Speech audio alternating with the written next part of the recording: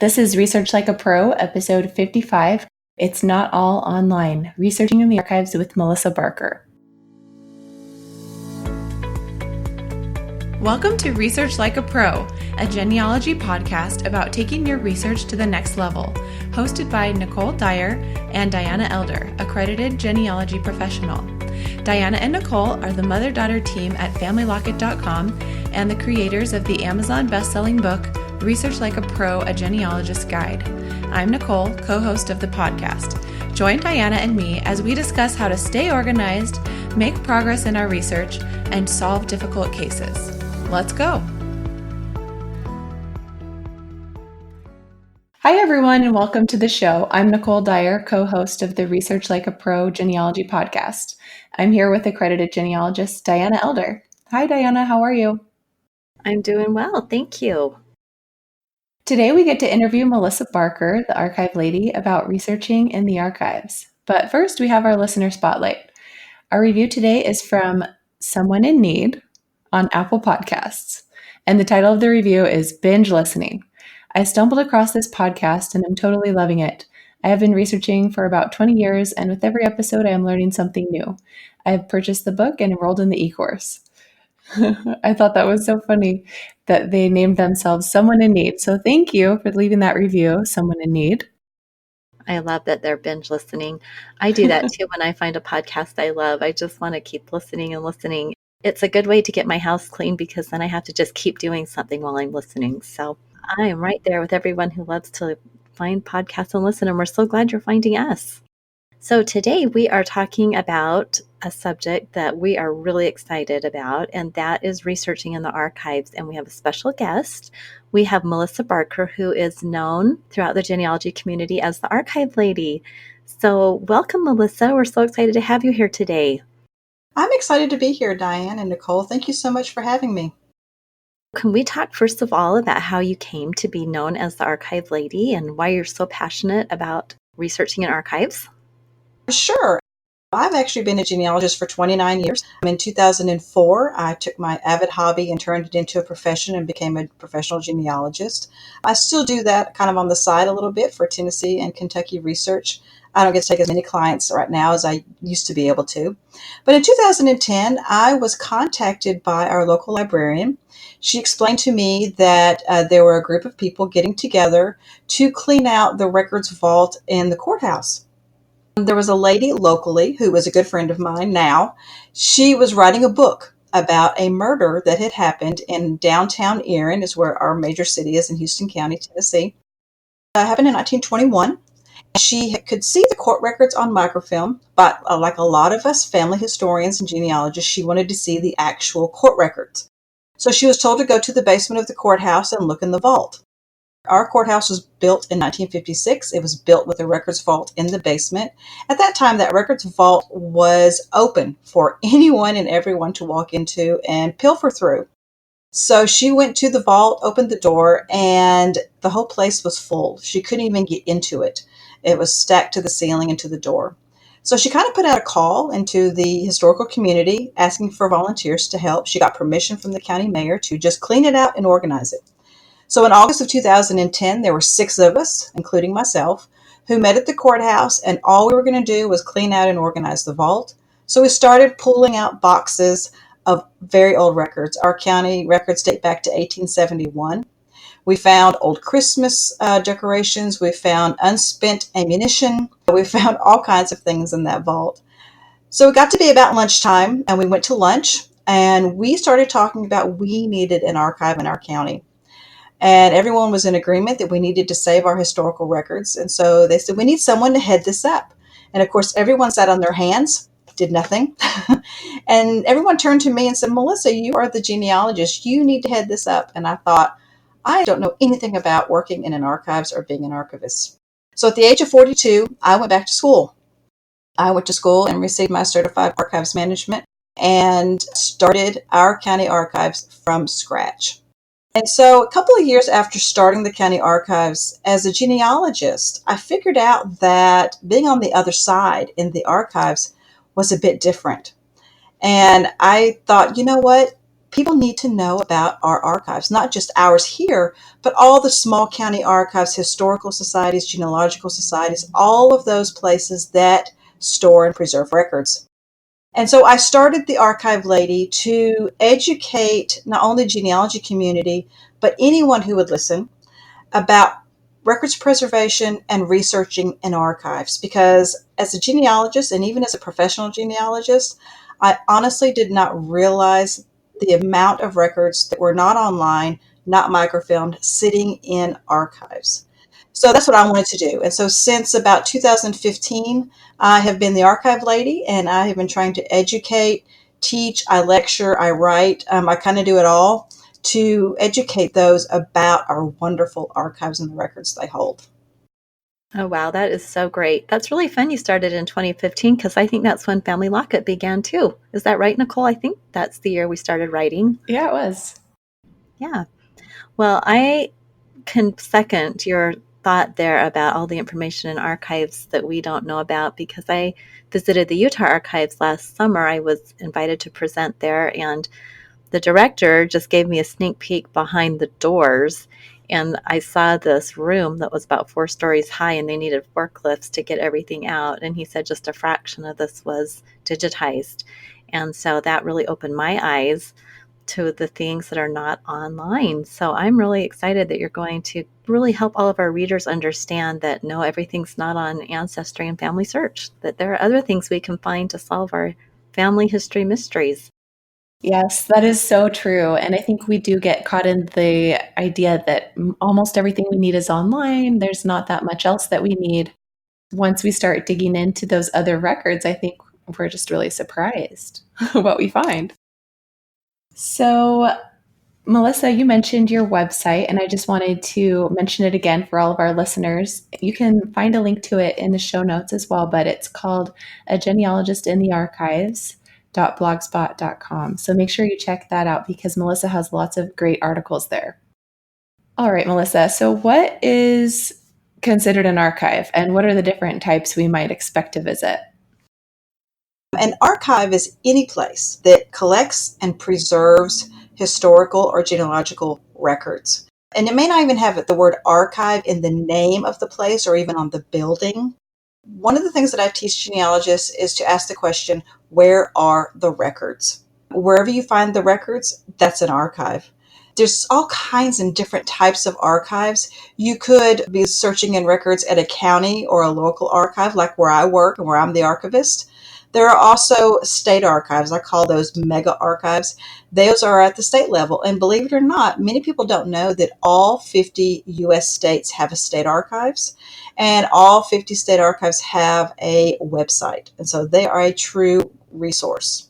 Many of our local historical societies and genealogical societies have archives. They actually collect and preserve records. My actual local historical society does not. They are just a group that meets every month and has a speaker, but we're lucky that we have our county archives. And in places like universities and colleges, many people don't think about those as having archives, but several of our campuses at our colleges and universities have more than one library, more than one archive, and they collect genealogical and historical records too. And then one of the last ones I would like to talk about that I actually discovered as being an archive rather late are museums. Many of us go to museums and we walk through and we ooh and ah over the displays and exhibits. But I want you to think about the things that you see that are on display and on exhibit. You might see an old letter. You might see an old document. Well, guess what? That's not probably the only one. Museums have back rooms like archives with shelves with boxes of more records. So it's always great to talk to a museum curator, ask them what else they might have. That's really interesting about museums, and that made me think about our little museum where I grew up in Cassia County, Idaho. My grandfather actually had a cabin that he had reassembled, in the mid 1900s, and we donated that upon his death to that museum. I am just thinking that I had never even thought that that museum might have other records that could be local, that could have more information about my grandfather. That's a great idea to see if they have additional letters or documents. and it may not all be on display because they don't have room for everything to display, right? Absolutely. I like to say about museums is that they have back rooms and they have front rooms. The front room is where the exhibits displays are, and the back rooms are where they store and they preserve everything that they have. They may not let you actually do research or see some of the stuff in the back rooms, but it never hurts to talk to them and ask them about what else they might have. Wow. Okay. So now we need to just figure out where we start. So for someone that is pretty intrigued with this whole idea of searching in an archive, what's the best way to get started with this? Best way to get started if you are been doing genealogy for a small amount of time, you're just getting started, or maybe you're even feel like you're a little seasoned at it, but maybe you're not using archives to the best of what you could. Ask the question, where are the records? And start local, as local as you can, either at the county level, and you can even delve a little bit further and go to the city level, especially in some of our larger counties, larger communities. Get down and narrow down to what is in the area. What county archive, what historical society, is there a museum? Is there a religious denomination archive? Is there a college, near there, or a university? So we want to get local, start at the local level. What I encourage genealogists to do is to contact the Chamber of Commerce, ask them about what types of historical groups or archives they might have in the city. If they don't know, one of the other things that I do is I tell genealogists to ask about find out who maybe is the oldest person in the area. You can do that by just calling City Hall, calling the Historical Society. Some of the elderly people in the community will know about the history, but they will also know where the records are.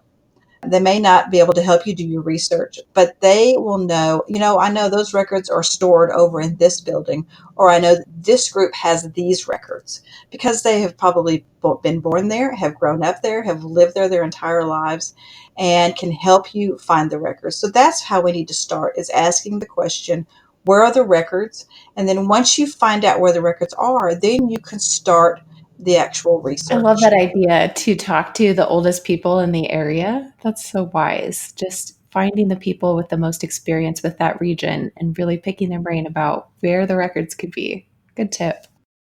Yeah, because sometimes when we go to say courthouse and we walk into the county court clerk's office or one of the offices in the courthouse and we ask about records, well, you have to remember they are there to do the day-to-day business of today.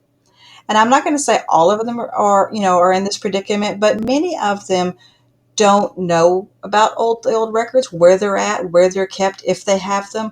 They're busy handling and helping people that walk in their door today. And so I tend to move away from those granted, there are some that are very knowledgeable and they even have the records in their office. But if you get the answer of, well, I just don't know where those records are, or maybe where they don't exist anymore, keep delving and asking questions in the community. And I bet you're going to find some records. What a great tip. That makes so much sense that the county clerk, the person who handles the day-to-day things, may not know where the records are. And I think as genealogists, calling the clerk or talking to them might seem daunting, but just getting inside of their head and thinking, what do they do day to day? And realizing that since this isn't something they might not think about all the time, cut them some slack. And if they don't know the answer, we can keep looking. Good idea. Then if we look and we talk to a lot of people, but we can't find the records at the local level, what else can we do? Where else can we look? If you have scoured the local level and you're just if you're coming up empty, my next suggestion is to go to what I call the next level. And the next level is what I mentioned a minute ago, state archives. Many times our local county governments, our local record holders have transferred those records to the state level. There could be many reasons for this. Maybe because at the local level they just didn't have the room for them, they didn't see the importance of them, and so they transfer them to the state archives. This is also a very important point to keep in mind when you encounter an area that has a burned courthouse or record loss or some sort of story of, well, those records were destroyed, the courthouse was burned during the Civil War. Don't take that as a 100% complete truth. These records could have been transferred to the state archives. Our state archives contain a lot of the local records. And so that's where I point people when it comes to going to the next level and looking for records. I think that's really interesting. And I love that you said to just keep asking and keep looking, because I hear so many people that talk about those burned counties and they just give up. They think that they are stuck. That's a brick wall that they can never break down. And just realizing that the county courthouse burning is not the end of the world, that those records could be other places, is so helpful and gives so much hope to people that were afraid that they could never find anything else. So let's talk about the kind of records that are actually at the archives, because I have a feeling that there might be some things that we'd be surprised at that are in the archives. It's interesting when it comes to archives and the records that they hold, each and every archive is different. They're unique in what they hold. I wish I could say that across the board you're going to find these particular records at an archive, but you really need to investigate each and every archive wherever you're doing research, because they're going to hold different things. And because it's based on what was saved, also it's based on who's donated what. Many of the archives have been donated records, things that have been found in an old barn or found in grandma's attic and have been donated. One of my favorite collections of records to not only do research in, but to also process as an archivist are manuscript collections. Now, when genealogists hear manuscript collections, they kind of get intimidated and they're not sure how to handle these collections. But I'm telling you, to me, they are on the top of my list when I do genealogy research. So I explain manuscript collections to genealogists this way. Imagine in your mind all of the genealogy records that you have in your possession as you've been doing your genealogy research. Think about the documents and the photographs and the diaries, scrapbooks, ephemera, artifacts, anything. And you take all of that and put it in boxes. And then you take those boxes and put them in the trunk of your car and you drive down to the local archive and you hand them over. That is a manuscript collection. So you think about what could be in manuscript collections, and it's literally anything.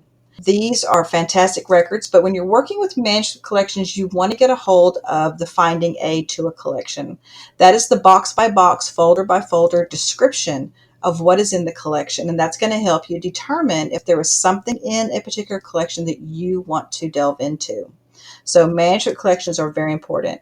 Vertical files are also a type of record in archives that I find genealogists either don't know about or they are a little intimidated by. I describe vertical files as kind of like a hodgepodge of records. It's kind of like what Forrest Gump said, it's like a box of chocolates. You never know what you're going to get. So vertical files are usually housed in the archives in filing cabinets in file folders. They are usually separated out by subject name or surname. And there should be an index that the archivist can give to you before you decide what it is that you want to look for. And they contain just about anything. I have people that walk into my archive with a couple of newspaper clippings, a family group sheet, and a photograph. And they say, "Do you want this?" And of course, we'll take it. And usually they end up in the vertical files.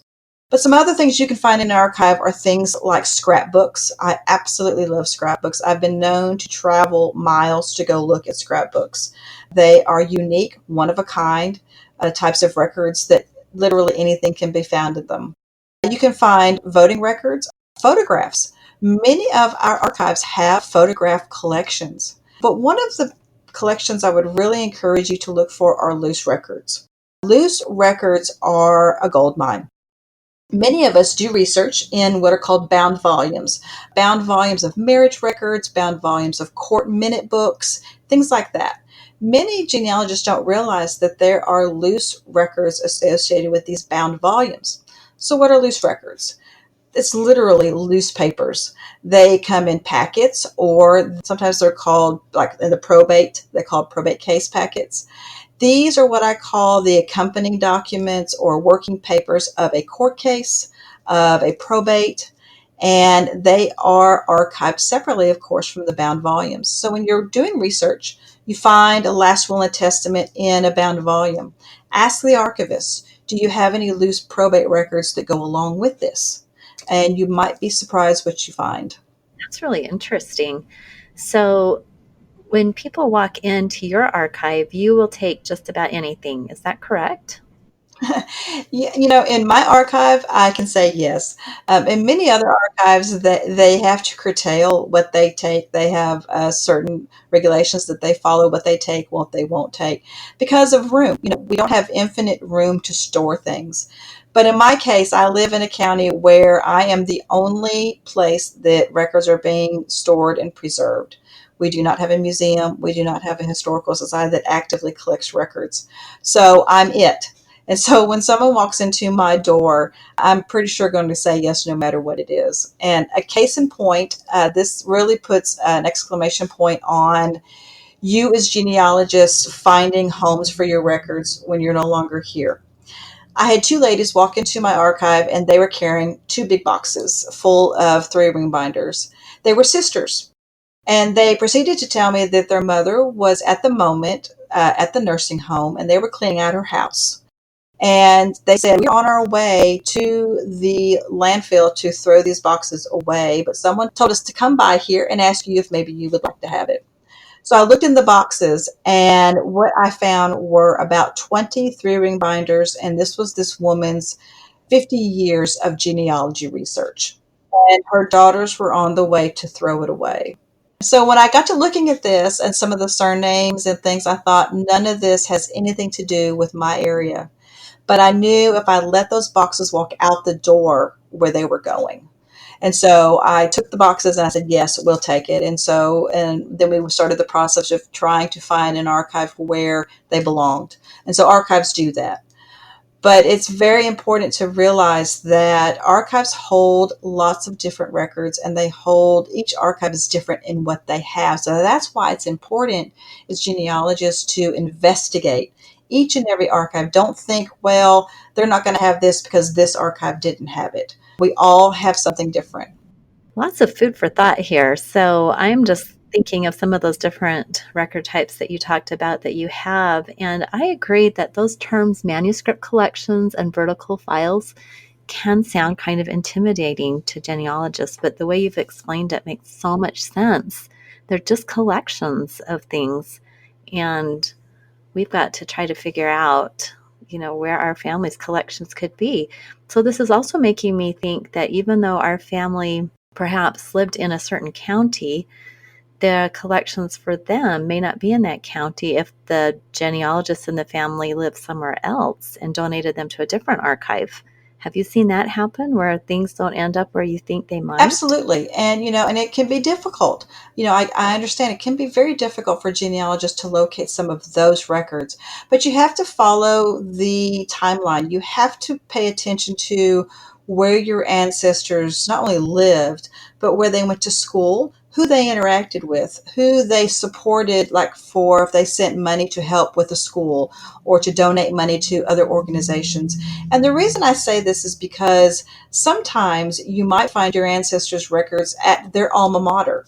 Maybe they donated their papers, as they're called, to their university where they went to school. Maybe, they ended up with a family member like these two sisters that came into my archive, and the family member doesn't live anywhere near where the family was established. And so they're given to a local state archive, they're given to a local university, or a local county archive. So it's important to follow where they went, who they interacted with, and what were their interests. What was your ancestors' interests? And you might just find the records there. One of the things too, and many of us know about the neighbors and the associates and people that your ancestor interacted with. And maybe your ancestor was mentioned in some of their records. And I'm reminded of a Who Do You Think You Are episode with Tim McGraw, the country music singer. They found his ancestor in George Washington's diary because he was George Washington's neighbor. And he was only mentioned once in the diary because George Washington is so famous and they have, transcribed everything that he ever did. That's where they found him, was in the diary. And so that's what I try to teach genealogists. We have to think outside the box. We have to look at records that we don't realize that our ancestors are going to be in there, and they are. It makes it harder and it's a little more tedious. But when you get to the point that I have in some of my ancestors where you have really searched everywhere or you feel like you have, you kind of have to take that radar and make it go out a little bit further and look for further places where your ancestors could be mentioned. Wow, that is so cool. I love that story. So, one of the questions that I have is it seems like archives and things don't always give everyone access to all of their records. So, why are some of the records behind closed doors? And is there a secret to be able to access them? A lot of times they're behind closed doors for good reason. Believe it or not, there are people out there that are trying to steal documents and to take things from our archives because some of our documents are worth money, especially if they have certain people's signatures on them. And so they are behind closed doors. That's why it's difficult when I talk to genealogists. I talk about manuscript collections, vertical files, and they say, well, I don't ever see that. That's because they're behind closed doors. So get to know the archivist, get to know the museum curator, get to know the historical society members. Do that by email, do that, in person. Get to know them. Let them know that you're serious about your research. Let them know what you're looking for. Don't ask for everything for the Smith family, but be real specific with your request of what you're looking for. And, ask them specific questions. Like I've been talking about specific types of sources and record collections. If you use the terminology like manuscript collection, vertical files, loose papers, things like that, the archivist will pick up on that and they will realize that you're serious, that you know what you're talking about, and they will be there to help you. Archivists, we want to help. We have to know what you're looking for. But remember that we're working with you and we're working with probably 10 other people that are either in the building at the time, sending emails, on the phone. And so our time is precious, but we are there to help you. Maybe we can't help you on the day you're there or the day that you actually call or email, but we will get back with you. And so not seeing them in the research room where you're sitting and doing your research, not seeing the records, doesn't mean that they're not there. Believe me, they are there. And so, like I said, strike that up in the conversation with the archivist. Don't be afraid to talk to them about what you're looking for. Ask them maybe for a tour of their back stacks, the back room. You may not always get it, but talk to them and ask them for a tour. Call ahead and maybe even make an appointment for the tour. I actually, even though I am an archivist, I did this recently. We were going to be vacationing in Fort Worth, Texas, and there is a U.S. National Archives satellite office in Fort Worth. So I contacted them and I said, hey, I would love to take a tour of your facility. Now, they did grant me a little more of a professional courtesy because I am an archivist, but I was able to go behind closed doors and look at their facility, the records in the giant, giant rooms that they have of records.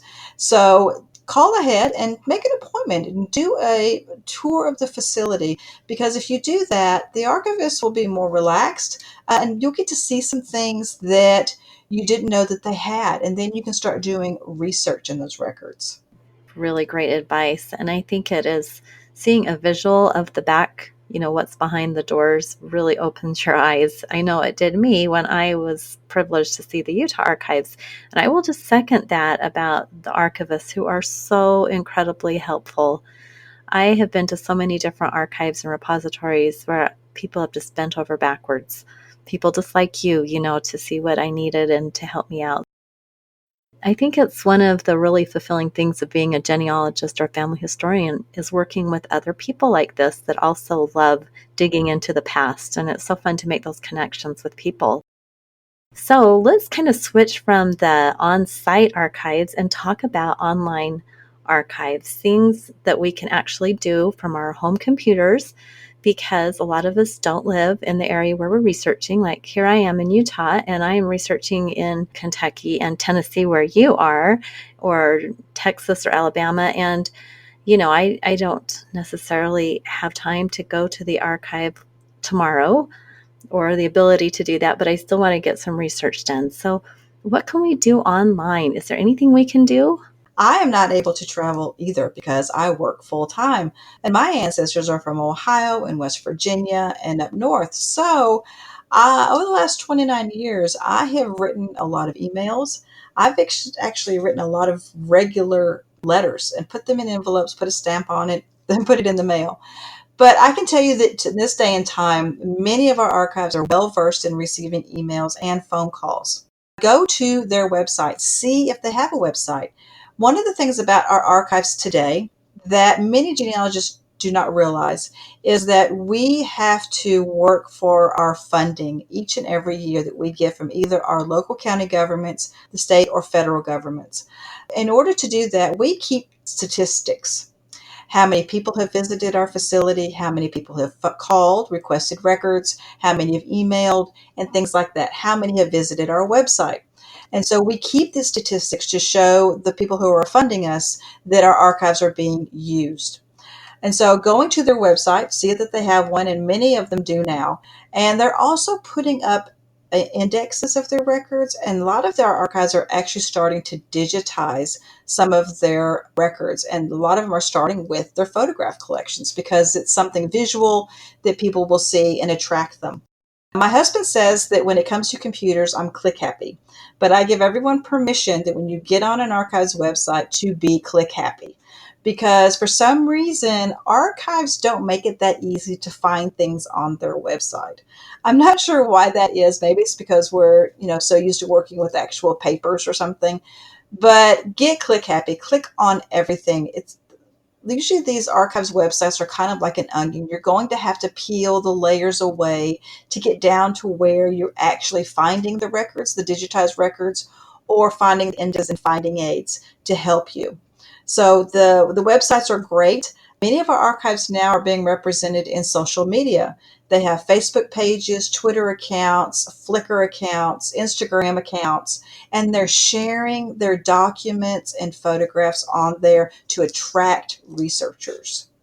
Wow, I had no idea that we could help support archives by doing that, by emailing and calling and clicking. Absolutely. I was mentioning, I have not traveled, but maybe once or twice to the homeland where my ancestors are from in Ohio, West Virginia. I have been able successfully to do much of my research from Tennessee. That's because I've been diligent in searching websites. I've been diligent in contacting archivists, librarians, and historical society members, and starting a relationship with them with communication and talking with them about what they have, can they help me, things like that. And I tell you something else that archivists do that many genealogists may not realize unless it's happened to you, is that when a researcher comes into my archives and they have spent a few hours, maybe even a day with me, and I get to know them, I usually ask them to tell me the surnames that they're researching, if I don't already know, if they haven't already told me. And we keep a list, and sometimes it just stays in my brain, of those surnames and the people that have been there. And as we are processing records, a name will usually jump off the page at me, and I'll say, wait a minute, there was someone just here that was doing research on this surname. I'll go look for them. And I've been known to contact them by email or phone and say, hey, we've just run across these records. Are you interested? So that's why it's important to start a relationship with those that are operating our archives, because once they get to know you and they get to know, especially if you have a family. I have a family that was in a particular county in Ohio that stayed there for well over 100 years. And so the records there are very, very big. And so I work with them a lot, and they've gotten to know me. And so now it's almost to the point now where they're calling me or emailing me to tell me about records that they've just gotten or they've just processed instead of the other way around, which is wonderful. Wow, that is so neat. Well, I just had a thought here as we've been discussing this whole idea of archives and contacting them, that it's really, really important for us to log in our research log when we have made these contacts, because if we don't write it down, I mean, other people might be better with their memories than me, but if I don't take note of the date and the specific archive, the address, the phone number, the name of the person, I'm on to a different project and I've completely forgotten, what I did. And so I just want to put a plug into making sure we're keeping that information in our research log and putting this in our research plans to do archive research. We've got to actually think about it, make a plan for it. It's not going to happen unless we put some effort into searching archives. And that's a very good point. And even in my own research, I keep a correspondence log where I write down, who I contacted, their contact, how I contacted them, whether it was email or phone, what I requested. And I keep that in the front of my folder. And if I go back and I look, wait a minute, I haven't heard from them in a couple of weeks or so, I contact them again because, as an archivist, I know we get busy working with so many different people. We may not get back to the researcher in a timely manner. It's okay to drop us another email, pick up the phone again and say, hey, do you remember I asked about this or whatever? And so then maybe that will remind them that, oh, yes, I need to look for that. So it happens, but it's always good to do a gentle reminder. Well, thanks for giving us permission to ask again, because sometimes I don't want to bug people, so I'm a little leery of the repeated asking, but you just gave me permission to keep bugging people about these things. Absolutely, because I do it, and I'm an archivist, so it's okay. Oh, well, this was such a fun episode, Melissa. I really love all the things that I learned from you. Is there any word of wisdom that you want to leave us with today? The word of wisdom I would leave with all researchers and genealogists is to not give up. I don't know how many of you know Russ Worthington, cousin Russ, but he always says he doesn't have any brick walls. And so I had brick walls for a lot of years until I met him. And now I don't have brick walls. I have challenges. And so I tell people all the time, don't give up, because there are records constantly being donated to all of our many archives. There are still things being found in attics and basements and old buildings and family papers that once they're donated and processed in an archive, they become available to researchers. And that could be where your answer is. Or something is digitized and put online, and there's your answer, or something to help you. But don't give up. Continue to search. Great advice. I think I love a challenge, so telling myself that I have a brick wall is kind of a motivator, but I like the idea that we should just consider it a challenge and not give up. I think you're right that a lot of times if we think a problem is not solvable, we will just give up. But I think you're right that there are so many records becoming available as time goes on that we should always revisit those difficult challenges. Great advice. Thank you so much. Oh, thank you so much for having me. It's just been, I love talking about archives, and so this has been wonderful. All right, everyone. Thanks for listening today, and we will talk to you guys again next week. All right. Bye-bye, everyone. Thank you. Bye-bye. Thank you for listening to Research Like a Pro with Diana Elder, accredited genealogy professional, and Nicole Dyer. We hope that something you heard today will help you make progress in your own genealogy research.